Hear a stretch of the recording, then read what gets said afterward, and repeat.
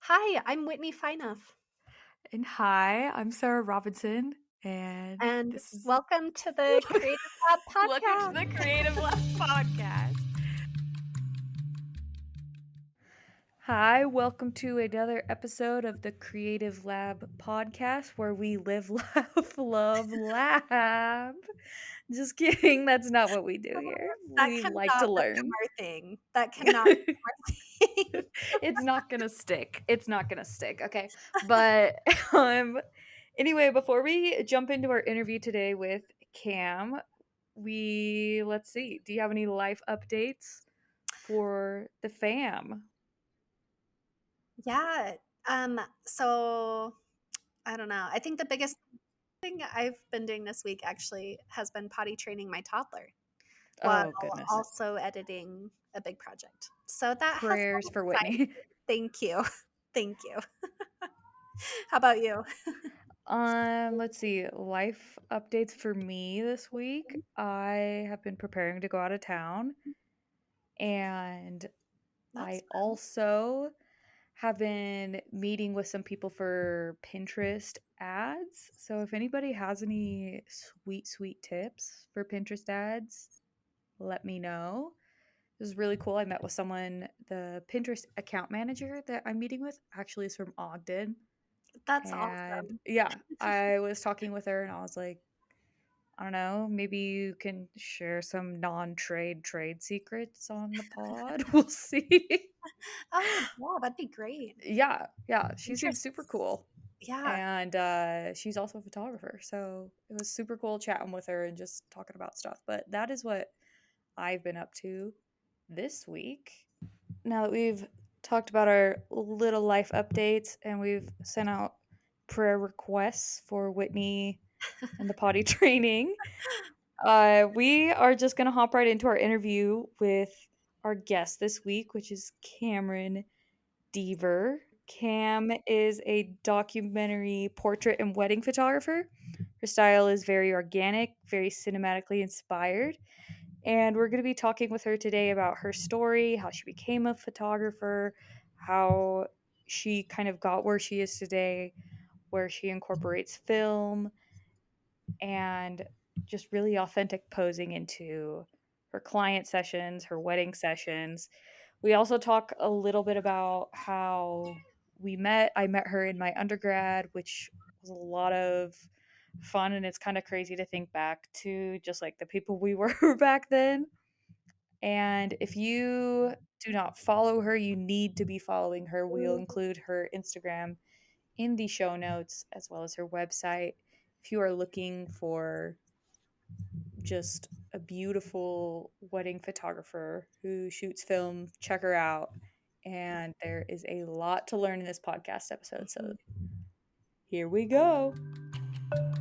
When did you No. graduate, Cam? 21. So Oh, nice. yeah, a couple years ago, almost Nice. a year. Yeah, That's feels awesome. feels so weird to be out. It's like I Yeah. don't know, but it's Wait, fine. so what semester in 21 did you graduate?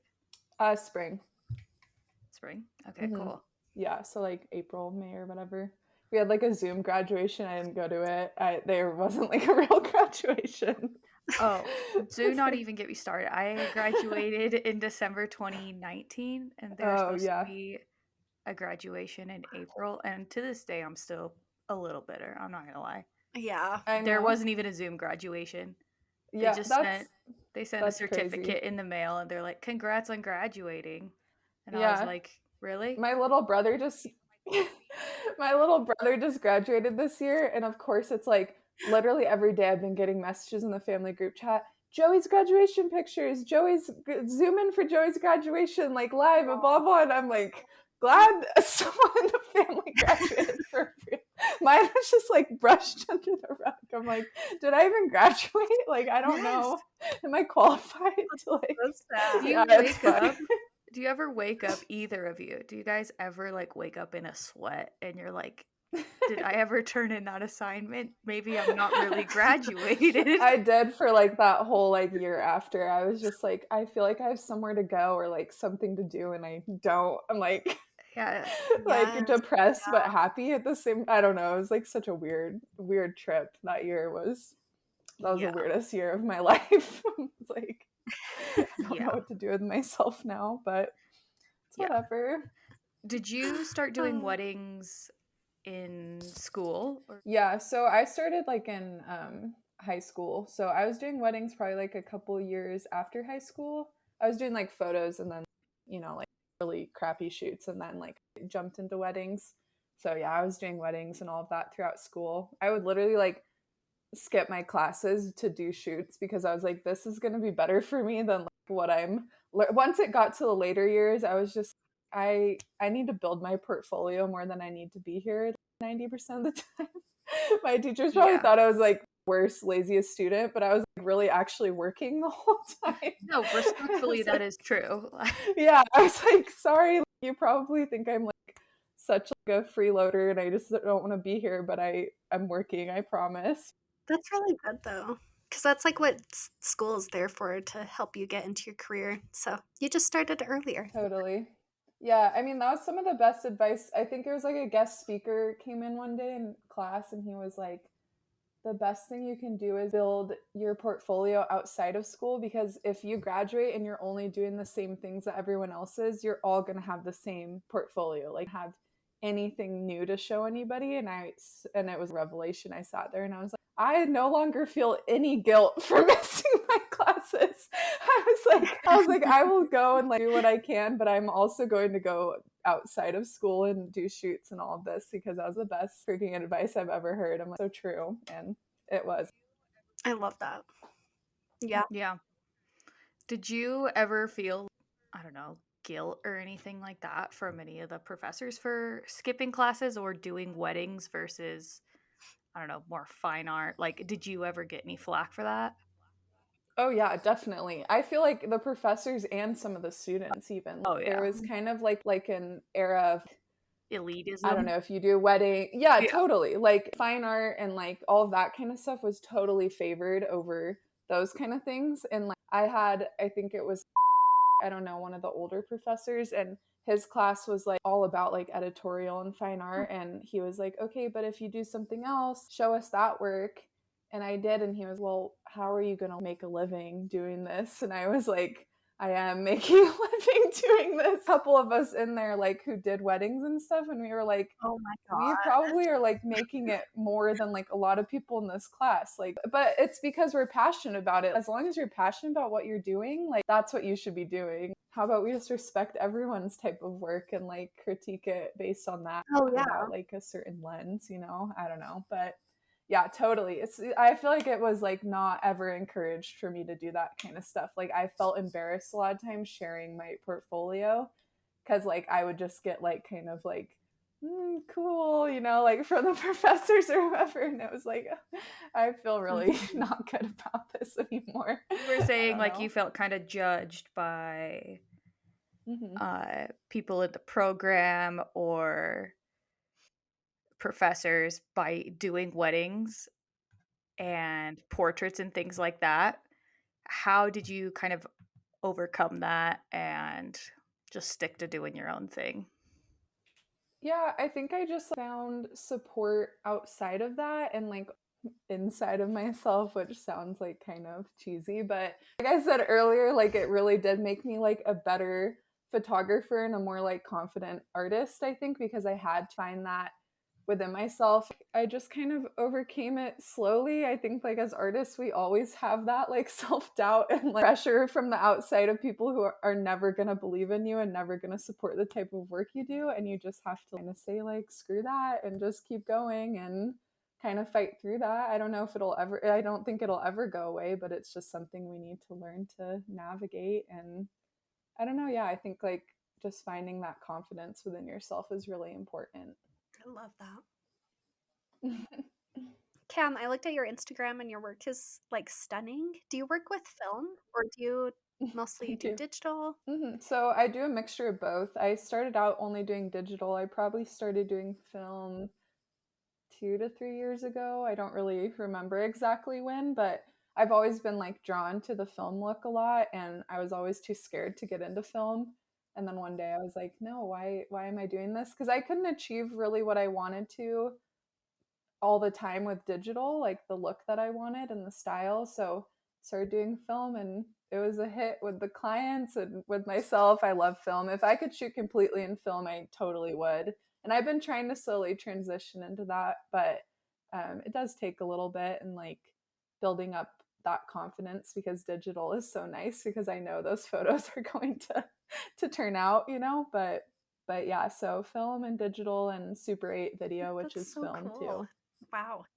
So, Hmm. how did you like introduce yourself to film? Did you like learn it in a class or just like decide to pick it up one day and start learning it?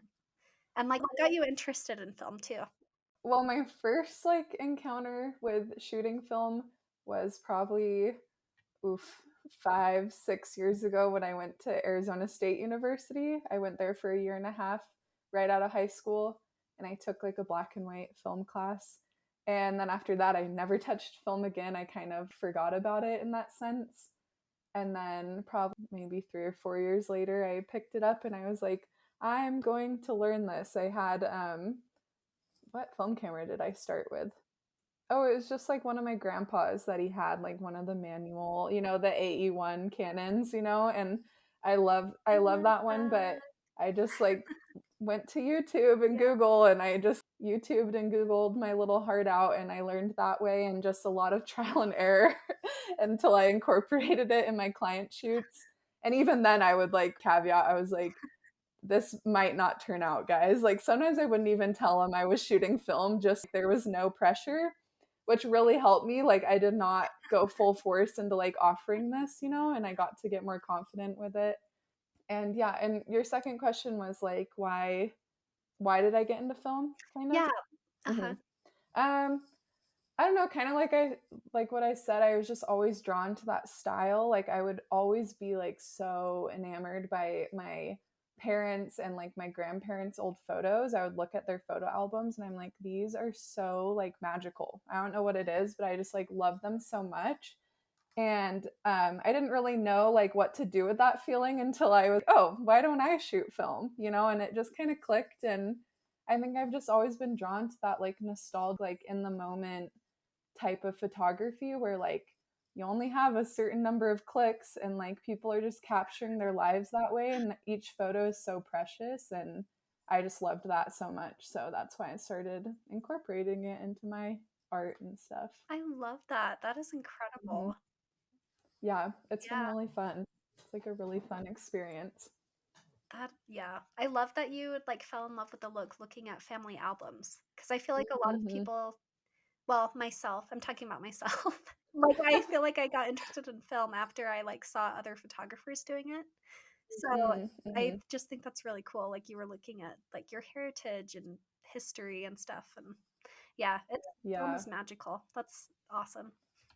Yeah, I'm really inspired by that. Like I love family photos, and like I love that there's just so it's like a birthday party nowadays, there's like 100 photos of on your phone or like on a digital camera of the event, but back then it's like one photo of them blowing out the candles, or maybe two, one of them smiling, and it's just like so much more precious and special, and I just like love looking at those. I think they're so, like I said, magical. That's like the word I use to describe it.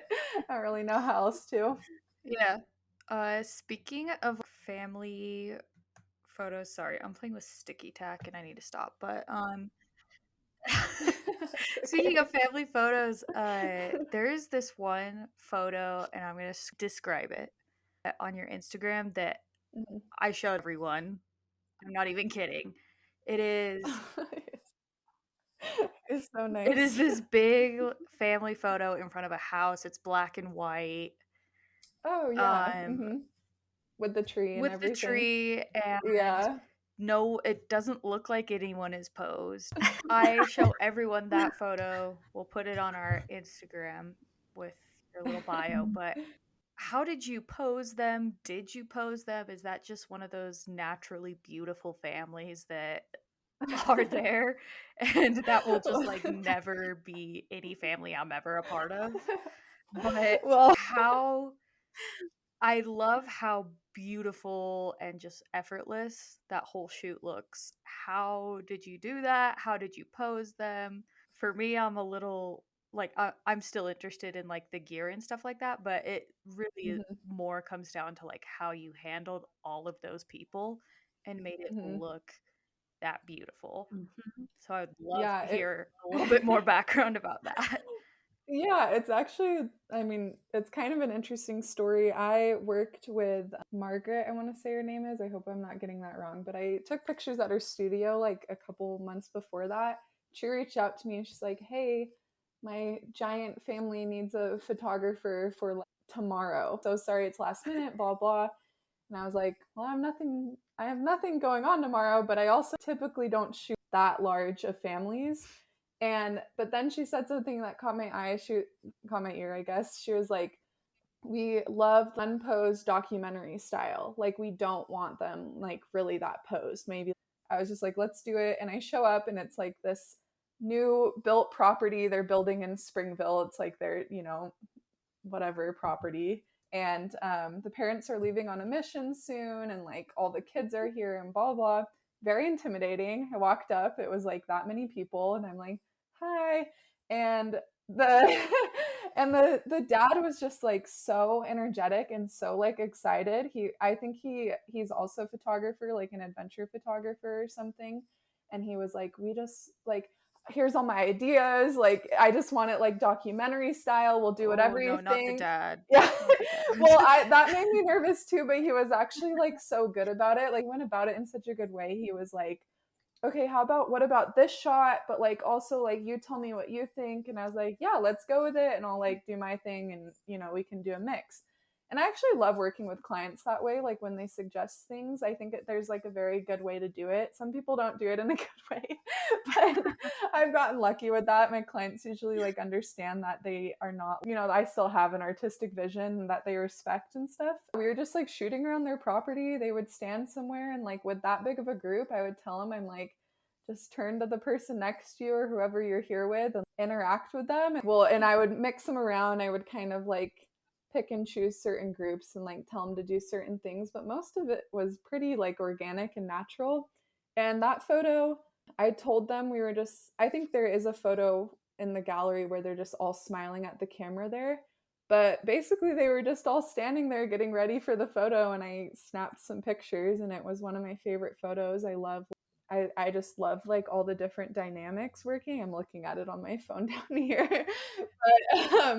But yeah, I mean, it was kind of like a mixture of luck in the moment. And I don't know, I loved that shoot. It was so fun because I started out, I like to say my roots are in documentary photography, because that's like what I wanted to do when I first started. I wanted to be like a National Geographic photographer. I wanted to do all of the like, I just wanted to document. I didn't care about like posing and all of that. And I'm really lucky that I've gotten to mix that, with the clients that I get, because I think people do hire me for that kind of style for the most part. And that was just one of those shoots that it just worked out, and it was just so fun. And their property was giant, so it was just like so fun to explore. And Not to well, no, I'm gonna flatter you a lot right now, but like I think that's something that takes like a lot of skill is to be able to be a documentary photographer or have that documentary style and at the same time be able to make it look good, because you can have someone who's like, I'm a documentary thank you. style photographer, and it's does not look we know the ones where they're like, yeah, it's a documentary style, um and Yeah. it's just like straight shooting from the hip, but not in a good way. You know what I mean? Yeah. But that's something that Hmm. I mean, that's one of the Yeah. reasons why I wanted to have you on, was you are able to do documentary in a way that is also very Thank you. artistic. Thank you. Yeah, it's an interesting balance, because I feel like a lot of times I feel kind of like almost, we all have that like imposter syndrome. Like I feel like Yes. I'm such a poser. Like I'm here and I'm like like a lot of times I don't feel intentional with some of the shots that I get, but Jan Palmer, she's a photographer that I love and follow, and she said something really interesting when I interviewed her for a class. She was like, um, it's all about like the subconscious like coming out when you go back and look at the photos. Like it's a lot of times we will feel like, oh, all of these are just luck, or like this whole shoot is going to suck when I look back on it and it's going to be awful. But she's like, but then you go and look at the photos that you took, like maybe not completely intentionally, and it's just like that's still you. Like that's still like your talent showing and your skill, because like all these things had to come together to make that photo. Like no one off the street could just walk up and make that photo, even though you feel like that sometimes. Like even though you may be standing there and you're like, oh, that was just lucky. Like I just snapped a picture, but it's like, no, like there's so much more that goes into it. And I think that's something I always have to remind myself of. And especially when I get there and I'm balancing all these different things, like the art of it, the intentionality, the documentary style, and my equipment and everything. And I'm just like, I'm just going to like shoot and hope this happens. But really, I'm not, like and my mind is still working. But I think that's just like the imposter syndrome talking a lot of the times. And you're like, I really remember coming back from that shoot and telling my husband, I'm like, I don't think I did good. Like I don't think I'm gonna like any of those photos. And then I was going through them and I'm like, oh no, like it was just because I was like really stressed and like trying to hide that throughout all of it. I was like so scared. Probably because And there those are was like some of my 35 favorite million photos. people there. Well, exactly. Yeah, it was very overwhelming. Like I'm not a very like outspoken person. And it's kind of funny because I do weddings and like family shoots like that. And I'm just like such a quiet, like little mouse sometimes. I'm like, I shouldn't even be doing this. But then it works out, like I think it just like, yeah, it's just like your insecurities talking a lot of the times. But yeah, so that was a really, I don't know, it was a really like almost kind of not life-changing shoot, but it really did help me feel like a little better about like my work and myself. And because I was like, no, I can do hard things, like it was a good reminder. It was a good reminder to get out of my comfort zone a little sometimes. So Oh, yeah. yeah. And I love just what you're saying about how like you have all this training and practice and things you've learned that now it's like almost instinctual, where your Mm-hmm. brain just kind of like does it, and it can bring in that imposter syndrome because you're like, oh, I feel like I'm doing nothing, like, but Mm-hmm. actually you've put in so much time and practice that it's almost like an instinct that your brain like works that way. Yeah.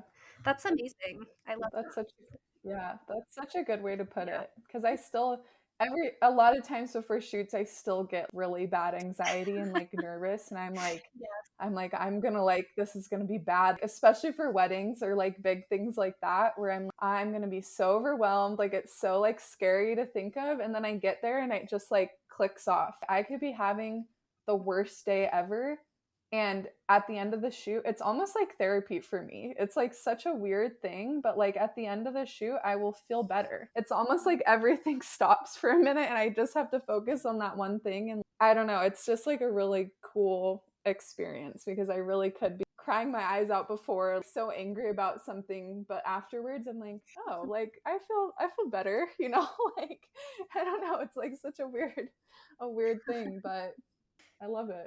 I love that. Yeah. I think something I don't shoot families or weddings anymore, but Mhm. something I loved and I'm sure you love is just like making the images that are so meaningful to them and like building relationships Mhm. with them, where it's like Mhm. this really positive, like just social experience, hopefully, No, most yeah, all the time. totally. So, Yeah. yeah, I mean, there's always going to be those always. shoots where you walk away and you're like, "Oh my gosh, that made my day worse." But I think like You're like, I'm I think retired. as you I'm retired now. yeah, but like what job or like even just life in general doesn't have those days, you know? Oh, And so but yeah, totally. I think that's like the best part about it is just like meeting so many different people and like just seeing the kindness in people. It yeah. shouldn't surprise me anymore because I've been doing this for so long, but every time I'm like, they were so welcoming and so open and kind, and it just restores your faith in humanity. I love that. I was also going to say, I Yeah, I love your documentary approach, and I definitely see like how some of these literally could be in like National Geographic. Oh, Like, because they're so telling a story, and like if this was thank a story you. about that family, or you know, I mean, they're incredible. Yeah. Well, I think that's something I had to like kind of learn because back in my early days in college, I got a connection to a National Geographic photographer, and I talked to her on the phone, and she told me all these things, and she was like, I'm never like home with my kid. Like I'm always traveling. I'm not trying to like crush your dreams, but these are the realities. And it did crush my dreams, but like in the best way possible. I was going through your website and I really liked Mm-hmm. the little bit that you said about Arizona. I too am from Arizona and how everybody bags on the desert and how you talked about like it's kind of similar to what you were saying about how, you know, there's beauty to be found everywhere versus just like you don't need to be the National Geographic photographer going to like Mm-hmm. Indonesia, which is beautiful. I definitely Yeah, wish I was like going to Bali. definitely. At the same time, like there's just beauty, like you were saying, 20 minutes from your house, people doing a home birth. Like you don't need to Hmm. be traveling to Bali to be taking beautiful imagery or even having like a successful career. And I really like that approach. Hmm. Yeah, Arizona. It was interesting growing up in Arizona because I I feel like by the end of it, before I moved here, I was like, I am so sick of the desert. Like I was like, I need to get out of here. But then leaving, I've been living in Utah for like 5 years now. And when I go back and like this place is so beautiful. Like you really take it for granted. And I feel like I was always a friend in like high school who would be like, look at the sunset, like it's so pretty. And my friends would be like, Cameron, shut up. Like you say that every evening. Like they're like, you say that about But it's every true. sunset, but I'm like, but it's like it's so pretty. And I think I lost that somewhere along the way because I just had this like I had to get out, feeling, and like I had to leave and go somewhere new. But now that I come back, I'm like every time I come back, I'm like there's it's so pretty. Like I get messages from photographers sometimes and they're like, I want to live in Utah and like shoot where you're shooting, and I'm like, I mean, it is amazing. I'm not gonna lie. Like, I love Utah and it's so pretty, but I'm like, you can make such beautiful art in Arizona too, and it's just so hard to see that, unless you're looking back. And I don't know, but yeah, I love Arizona now, Yeah. but Yeah. we'll see if I ever go back or not. I don't know.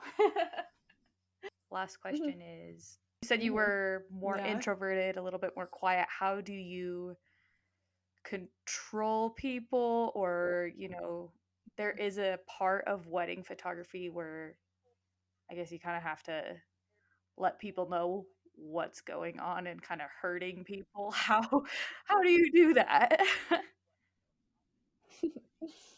Yeah. Yeah, so a lot of times, before the wedding even starts, like in the initial email, and I have it in my contract even that I prefer if they um, designate someone to round up people for family photos. I'll usually text them reminding them to, I'll say like, your mom, anyone you trust, a friend, whoever has sort of a loud voice. I tell them it's because like, that person will know who you're talking about. Like if this is a cousin's photo, I don't know who the cousins are out of the 50 people standing here. Like I Yeah. cannot point to someone and say, you're supposed to be in this photo. So I say, like, you need to have someone to do that for me because that takes the pressure off of me and I can do my job better. Um, and Smart. also, I tell them I'm not like, I can't yell that loudly. Like, it's not in me. I'm definitely like an introverted extrovert where I can talk to people. I'm fine that way. But when there's a big group, I definitely get lost in the fold. Like they probably think I'm just another wedding guest standing there sometimes, and I'll be yelling and no one's turning to me. And there's always at least that one person at the wedding who can wrangle, like who is meant to be a wedding planner or an agent in Yes. another life. Like there's Yes. always that person who like can command a room. So I tell him, just like get that person and I'll get to know him before the wedding, and like I'll text him and whatever else. So that helps a lot. Oh yeah, do you want to plug anything? Plug away. Tell Um, us where we can find you. yeah, you can find me on Instagram at camdeaver, and then my website is camerondeaver.com. So if you know my name, you can find me usually. But yeah, just follow on Spell that Instagram. out for us. CamerDever, like Dever, but it's pronounced Deaver. Yeah. All right. All right, so that wraps up our interview with Cam. We really enjoyed talking with her. We hope you enjoyed listening. Working with film and in that documentary style is such a unique skill set in addition to just being a wedding photographer. We hope you came away having learned something and are feeling inspired. We have attached links to Cam's website as well as any resources we discussed in the show notes. We also have attached links to our Instagrams as well as the podcast Instagram. Make sure you are subscribed. Maybe leave us a sweet, sweet 5-star review. And you can find us on YouTube and check us out there if you'd like. Thanks again for joining us for another week. Join us again next week. And until then, stay creative. Bye. Bye.